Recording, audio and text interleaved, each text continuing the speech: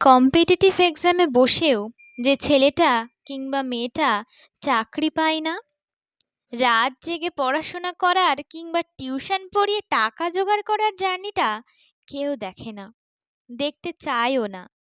স্রেফ ফেলিওরে তকমা সেটে দিয়ে বলে, ওই লোক দেখানোই পড়াশোনা, ভালো হলে নিশ্চয়ই পেত, না হলে এতজন পাচ্ছে কি করে।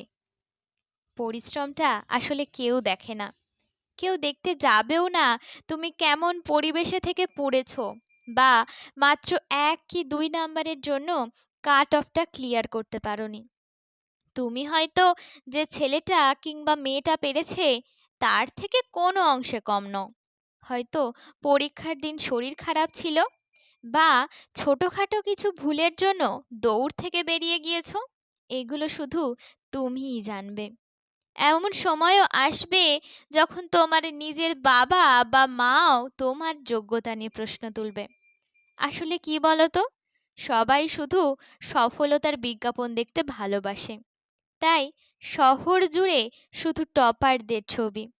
মাটিতে মিশে যাওয়া সাধারণ ছেলেমেয়েরা কোনো দিনও কারোর নজর কাড়েওনি, আর কাড়বেও না। কিন্তু তাতে তোমার কি? তোমার কাউকে কিচ্ছু প্রমাণ করার নেই, স্রেফ নিজেকে ছাড়া। উসেসন বোল্টও জীবনের প্রতিটা দৌড়ে প্রথম হয়নি, কিন্তু তার সেই সব ব্যর্থ খবরগুলো কি কেউ জানে? জানে কেবল তার সোনা জয়ের ইতিহাস।